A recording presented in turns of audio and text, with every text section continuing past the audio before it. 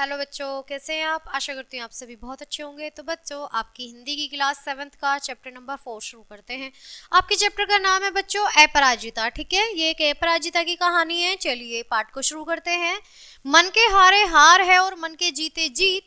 यह कहावत बिल्कुल सत्य है, क्योंकि यदि किसी व्यक्ति ने मन से किसी कार्य के प्रति हार मान ली हो तो वह कितना ही सक्षम क्यों ना हो और कार्य कितना ही आसान क्यों ना हो, वह व्यक्ति उस कार्य को नहीं कर सकता। इसके विपरीत यदि व्यक्ति मन में ठान ले कि चाहे वह कार्य कितना भी कठिन हो और व्यक्ति कितना भी असहाय क्यों ना हो, सफल अवश्य होता है। तो प्रस्तुत लेख जो है और कहावत को चरितार्थक यानी चित्र के साथ यहाँ पर दिया गया है। चलिए शुरू करते हैं पाठ को।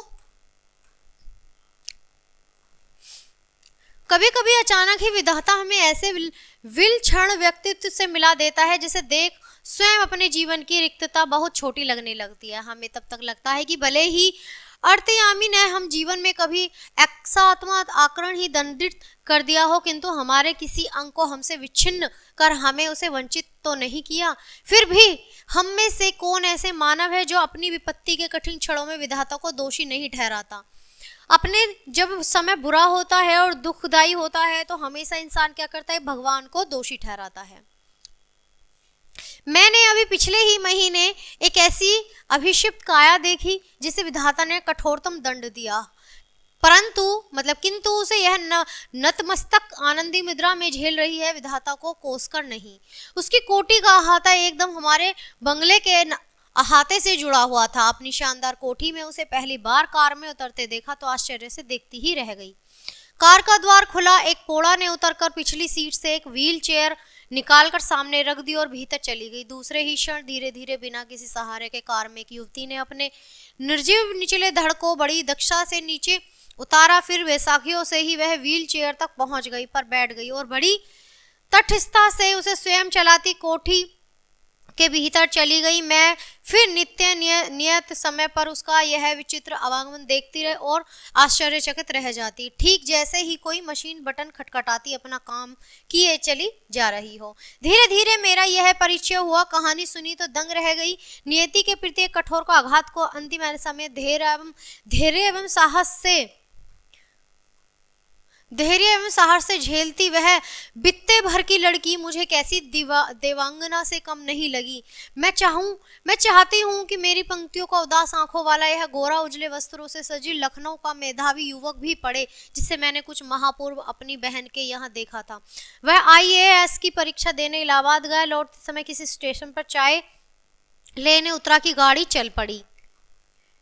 चलती ट्रेन में हाथ के कुल्हड़ सहित चढ़ने के प्रयास में गिरा और पहिए के नीचे हाथ पड़ गया। प्राण तो बच गए पर दायां हाथ चला गया। किसी विच्छिन्न भुजा के साथ मानसिक संतुलन भी खो बैठा। पहले दुख भुलाने के लिए नशे की गोलियां खाने लगा और अब नरमंजिल की शरण गई है।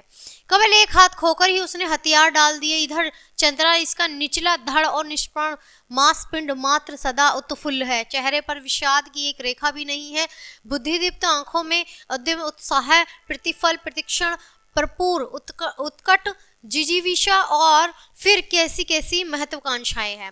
मैडम, आप लखनऊ जाते ही क्या मुझे ड्रग रिसर्च इंस्टीट्यूट से पूछकर यह बताएंगी कि वहां आने पर मेरे विषय माइक्रोबायोलॉजी में संबंधित कुछ सामग्री मिल सकेंगी। मैडम, आप कह रही थी कि आपके दामाद हवाई वेस्ट सेंटर में हैं। क्या आप मुझे मेरा बायोडाटा भेजकर मुझे पूछ सकेंगी कि मुझे वहाँ की कोई फेलोशिप मिल सकती है या नहीं। वहाँ कभी सामान्य सी हड्डी टूटने पर या पैर में मोच आ जाने पर भी प्राण ऐसे कटगंध हो जाते हैं जैसे विपत्ति का आकाश ही सिर पर टूट पड़ा हो। और इधर यह लड़की की पूरा निचला धड़ सुन्न है, फिर भी बोटी बोटी फड़क रही है और ऊंची नौकरी ही एक नीरस करवट में उसकी निरंतर प्रतिभा डुबोती जा रही है। आजकल वह IIT मद्रास में काम कर रही है। जन्म के 18वें महीने में ही उसकी गर्दन से नीचे का पूरा शरीर पोलियो ने निर्जीव कर दिया और उसने इस अद्भुत साहस से नियति को अंगूठा दिखाया। अपनी थीसिस पर डॉक्टरेट ली होगी। मैडम, ने चाहती हूँ कि कोई मुझे सामान्य सा सहारा भी न दे। आप तो देखती हैं मेरी माँ को मेरी कार चलानी पड़ती है। मैंने किसी से एक ऐसी कार का नक्शा बनवा कर दिया है जिससे मैं अपने पैरों के निर्जीव अस्तित्व को भी सजीव बना दूं। यह देखिए, मैंने अपने प्रयोगशाला में अपनी संचाल कैसा सुगम बना लिया है कि मैं अपना सारा काम स्वयं निपटा लेती हूँ। उसने उसने तुझे तस्वीरें दिखाई, समस्त सामग्री उसके हाथों में पहुंचा तक ऐसी धरी थी कि निचला धड़ ऊपर उठाए बिना ही वह मनचाही सामग्री में से उतार सकती ही। किंतु उसकी आज की इस पटुता के पीछे है एक सुदीर्घ कठिन अभ्यास की यातनाप्रद भूमिका। स्वयं डॉक्टर चंद्रा के प्रोफेसर के शब्दों में, हमने आज तक 2 व्यक्तियों द्वारा सम्मिलित रूप में नोबेल पुरस्कार पाने ही विषय में सुना था, किंतु आज हम शायद पहली बार इस पीएचडी के विषय में भी कह सकते हैं। देखा जाए तो यह डायरेक्टर भी प्रयुक्त रूप से मिलनी चाहिए। डॉक्टर चंद्रा और उनकी अद्भुत साहसी जाननी श्रीमती टी सुब्रमण्यम को 25 वर्ष तक इस सहिष्णु महिला ने पुत्री के साथ साथ कैसी कठिन साधना की और इस साधना का सुखद अंत हुआ। 1976 में जब चंद्रा को डायरेक्टर मिली माइक्रोबायोलॉजी में अपंग स्त्री पुरुषों में इस विषय में डायरेक्टर पाने वाली डॉक्टर चंद्रा प्रथम भारतीय हैं। जब इसे सामान्य ज्वर के चौथे दिन पक्षाघात हुआ तो गर्दन के नीचे इसका स्वर का चल हो गया। भयभीत होकर हमने उसे बड़े से बड़े डॉक्टर को दिखाया। सबने एक स्वर में कहा, आप व्यर्थ पैसा बर्बाद मत कीजिए, आपकी पुत्री जीवन भर केवल गर्दन ही हिला पाएगी, संसार की कोई भी शक्ति उसे रोग मुक्त नहीं कर सकती। सहसा श्रीमती सुब्रमण्यम का कंठ अवरुद्ध हो गया। फिर वे धीमे स्वर में मुझे बताने लगी, मेरे गर्भ में तब इसका भाई आ गया था। उसके भयानक अभिशाप के बावजूद मैंने कभी विधाता से यह नहीं कहा कि प्रभु इसे उठा लो, इस जीवन में तो मौत भली। मैं निरंतर उसके जीवन की भीख मांगती रही, केवल सिर हिलाकर यह इधर उधर देख भर सकती थी। इन हाथों में गति थी न पैरों में, फिर भी मैंने आशा न छोड़ी। एक ऑर्थोपेडिक सर्जन की बड़ी ख्याति सुनी थी, वही ले गई। 1 वर्ष एक कष्ट साध्य उपचार चला और एक दिन स्वयं ही उसके ऊपरी धड़ में गति आ गई। हाथ हिलने लगे, नन्ही उंगलियां मुझे बुलाने लगी। निर्जीव धड़ को मैंने सहारा देकर बैठाना सिखा दिया। 5 वर्ष की हुई तो मैं इसका फूल स्कूल बनी। मेधावी पुत्री की विलक्षण बुद्धि ने फिर मुझे चमत्कृत कर दिया। सरस्वती स्वयं ही मुझे आकर जिह्वांग पर बैठ गई। फिर बेंगलोर के प्रसिद्ध माउंट कार्मेल में उसे प्रवेश दिलाने में मुझे कॉन्वेंट द्वार पर लगभग धरना ही देना पड़ा। नहीं मिसेस सुहर्णे, मदर ने कहा, हमें आपसे पूरी सहानुभूति है, पर आप ही सोचिए, आपकी पुत्री की व्हील चेयर कौन पूरे क्लास में घुमाता फिरेगा। आप चिंता न करें मदर, मैं हमेशा उसके साथ रहूंगी। मैं पूरी कक्षाओं में अपंग पुत्री की कुर्सी की परिक्रमा स्वयं कराती।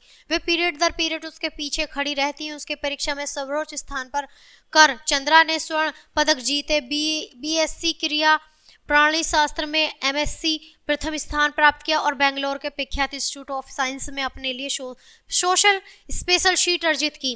केवल अपनी निष्ठा, धैर्य एवं साहस से 5 वर्ष तक प्रोफेसर सेठना के निर्देश में शोध कार्य किया। इसी बीच माता पिता ने पेंसिल्वानिया से व्हील चेयर मंगवा दी, जिसे डॉक्टर चंद्रा स्वयं चलाती हुई पूरी प्रयोगशाला में बड़ी सुगमता से घूम सकती थी। लेदर जैकेट से कठिन जिरह वक्तर के कसी इस हंसमुख लड़की को देख मुझे युद्ध क्षेत्र में डटे राणा सांगा की ही स्मरण हो जाता था। शत विशत शरीर में असंख्य घाव, अभाव मंडित वह मुद्रा। मैडम, आप तो लिखती हैं, मेरी ये कविताएं देखकर कुछ दम है क्या इनमें? मैंने जब ये कविताएं देखी तो मेरी आंखें भर आई। जो उदासी उसके चेहरे पर कभी न आने पाई, न अनजाने की उसकी कविता में छलक आई थी। फिर उसने अपनी कढ़ाई बुनाई के सुंदर नमूने दिखाए। लड़की के दूसरे हाथ जैसे दोनों पैर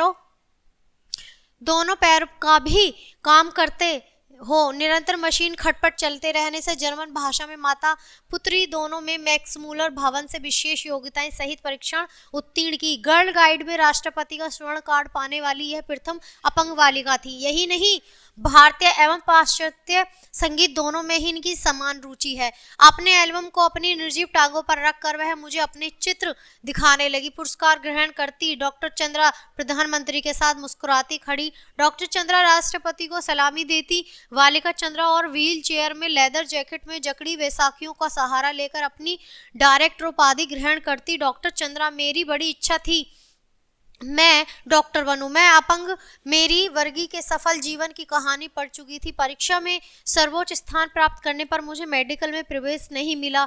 कहा गया मेरा निचला धड़ निर्जीव है, मैं एक सफल शल्य चिकित्सक नहीं बन पाऊंगी। किंतु डॉक्टर चंद्रा के प्रोफेसर शब्दों में मुझे यह कहने पर रंच मात्र भी हिचकिचाहट नहीं हुई होती कि डॉक्टर चंद्रा ने विज्ञान की प्रगति में महान योगदान दिया है। चिकित्सा ने जो खोया है वह विज्ञान ने पाया है। चंद्रा के एल्बम के अंतिम पृष्ठ पर उसकी जननी का बड़ा सा चित्र, जिसमें वे जेसी बैंगलोर द्वारा प्रदत्त एक विशिष्ट पुरस्कार ग्रहण कर रही हैं। वीर जननी का पुरस्कार, बहुत बड़ी बड़ी उदास आंखें जिनमें माँ की व्याथा थी और पुत्री की भी अपने सारे सुख त्याग कर नृत्य छाया बनी। पुत्री को पहिया लगी कुर्सी के पीछे चक्र सी घूमती जननी, नाक के दोनों ओर हीरे की दो जगमगाती लोंगों, अधरों पर विजय का उल्लास, जड़ों में पुष्पवेणी। मेरे कानों में उस अद्भुत साहसी जननी शारदा सुब्रह्मण्य के शब्द अभी भी जैसे गूंज रहे हैं। ईश्वर सब द्वार एक साथ बंद नहीं करता, यदि एक द्वार बंद करता है तो दूसरा द्वार भी खोल देता है। तो बच्चों, ये थी अपराजिता की कहानी, जिनका निचला धड़ बिल्कुल काम नहीं करता था, केवल गर्दन घूमती थी। फिर धीरे धीरे उनकी माँ ने उनको इतना साथ दिया कि उनका आधा धड़ काम करने लगा और उस आधे धड़ के ही बल पर उन्होंने बहुत सारी चीज़ों में राष्ट्रपति से लेकर मतलब बहुत सारे पदक जीते। तो बच्चों, ये थी एक बहुत ही विश्वसनीय कहानी। तो बच्चों, मिलते हैं आपसे इसी तरह एक अगले पार्ट में, मिलते हैं। तब तक के लिए बाय, थैंक्स फॉर वॉचिंग।